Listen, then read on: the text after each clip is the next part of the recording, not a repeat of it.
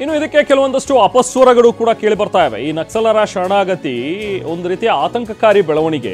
ಬಂದೂಕಿನ ಸದ್ದು ಕೇಳಿಸಿದವರಿಗೆ ಶರಣಾಗತಿ ಮಾಡಿಸುವಂಥದ್ದು, ನಕ್ಸಲರು ಶರಣಾಗಬೇಕು ಅಂತ ಹೇಳುವಂಥದ್ದು ಇದು ಸಿದ್ದರಾಮಯ್ಯ ಅವರು ಹೇಳ್ತಾರೆ. ಆದರೆ ಸರ್ಕಾರದ ವಿರುದ್ಧ ಇದು ಸರಿಯಲ್ಲ ಅನ್ನುವಂಥದ್ರ ಬಗ್ಗೆ ಶಾಸಕ ಸುನೀಲ್ ಕುಮಾರ್ ಅವರು ಕಿಡಿಕಾರ್ತಾ ಇದ್ದಾರೆ.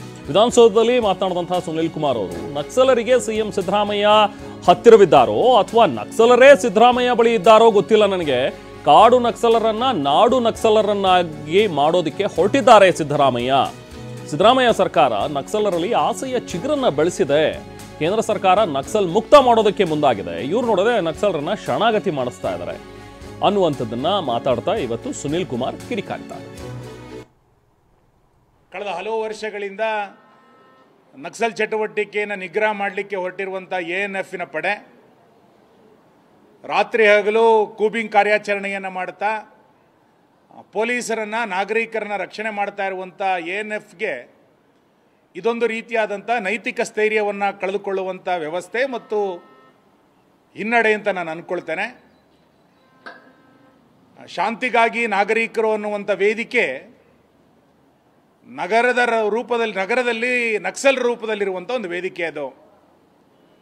ವಿಕ್ರಮಗೌಡನ ಎನ್ಕೌಂಟರ್ ಆದಾಗ ಇವರೇ ಅಲ್ಲಿಗೆ ಹೋಗಿ ತನಿಖೆ ಆಗಬೇಕು ಅಂತ ಹೇಳ್ತಾರೆ. ಈಗ ಅವರೇ ಅವ್ರ ಜೊತೆಗೆ ಸಂಧಾನವನ್ನು ಮಾಡಿಕೊಂಡು ಪ್ಯಾಕೇಜನ್ನು ಮಾಡಬೇಕು ಅಂತೇಳಿ ಸರ್ಕಾರದ ಮುಂದೆ ಬೇಡಿಕೆಯನ್ನು ಮುಂದಿಡ್ತಾರೆ. ಅವರ ನಡವಳಿಕೆಗಳನ್ನು ನಾನು ನೋಡ್ತಾ ಇದ್ದೆ. ಆ ನಡವಳಿಕೆಗಳಲ್ಲಿ ಎಂಥ ಒಂದು ಆತಂಕದ ಸ್ಥಿತಿ ಅಂತಂದರೆ ಅದರಲ್ಲಿ ಹೇಳ್ತಾರೆ ಅವರು, ನಕ್ಸಲರು ಮುಖ್ಯವಾಹಿನಿಗೆ ಬರುವಂಥ ಪ್ರಕ್ರಿಯೆಯು ಘನಯುತವಾಗಿ ನಡೀಬೇಕು ಅಂತೇಳಿ. ಯಾವ ನಕ್ಸಲರು ಮಲೆನಾಡಿನ ಭಾಗದಲ್ಲಿ, ಅದು ಉಡುಪಿ ಇರ್ಬೋದು, ಚಿಕ್ಕಮಗಳೂರು ಇರ್ಬೋದು, ಶಿವಮೊಗ್ಗ ಜಿಲ್ಲೆಗಳಲ್ಲಿರ್ಬೋದು, ಮಲೆನಾಡಲ್ಲಿರುವಂಥ ರೈತಾಪಿ ಜನರನ್ನು ಹಿಂಸೆಯ ಮುಖಾಂತರ ಪ್ರಚೋದಿಸಿದಂಥ ಗುಂಪು, ಪೊಲೀಸರ ಮೇಲೆ ವಿನಾಕಾರಣವಾಗಿ ಗುಂಡುಗಳನ್ನು ದಾಳಿ ಮಾಡಿದಂಥ ಗುಂಪು, ಇತ್ತೀಚೆಗೆ ಛತ್ತೀಸ್ಗಢದಲ್ಲಿ 6 ಜನ ಪೊಲೀಸರ ಹತ್ಯೆ ಆದಾಗ ಅನುಕಂಪವನ್ನು ಇಲ್ಲಿರುವಂಥ ಶಾಂತಿಗಾಗಿ ನಾಗರಿಕರ ವೇದಿಕೆ ಅನುಕಂಪವನ್ನು ತೋರಿಸಲೇ ಇಲ್ಲ.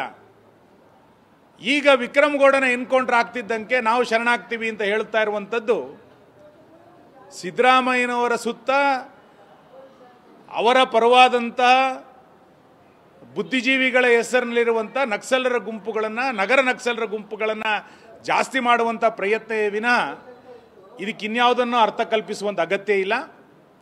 ಅವರಿಗೆ ಹಣವನ್ನು ಕೊಟ್ಟು ಶರಣಾಗತಿಯನ್ನು ಮಾಡೋದನ್ನು ನಾವು ವಿರೋಧಿಸ್ತೇವೆ. ಆ ಭಾಗದಲ್ಲಿ ಅಭಿವೃದ್ಧಿಯ ಚಟುವಟಿಕೆಯ ಮುಖಾಂತರ ಜನರ ವಿಶ್ವಾಸವನ್ನು ಗೆದ್ದಂಥವ್ರು ನಾವೆಲ್ಲರೂ ಕೂಡ. ಹಲವು ರೀತಿಯಾದಂಥ ಸಮಸ್ಯೆಗಳು ಆ ಭಾಗದಲ್ಲಿ ಇವತ್ತಿಗೂ ಕೂಡ ಜೀವಂತವಾಗಿದೆ. ಆದರೆ ಎಲ್ಲ ಸರ್ಕಾರಗಳು ಕೂಡ ಅಭಿವೃದ್ಧಿಯ ಮುಖಾಂತರ ಆ ಭಾಗದ ಜನರನ್ನು ಗೆಲ್ಲುವಂಥ ಪ್ರಯತ್ನಗಳನ್ನು ಮಾಡಿತ್ತು.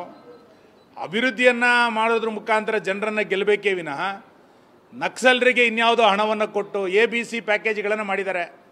14 ಲಕ್ಷ ಕೊಡ್ತೇವೆ, 8 ಲಕ್ಷ ಕೊಡ್ತೇವೆ, 4 ಲಕ್ಷ ಕೊಡ್ತೇವೆ ಎನ್ನುವಂಥ ಪ್ಯಾಕೇಜ್ಗಳನ್ನು ಮಾಡಿದ್ದಾರೆ.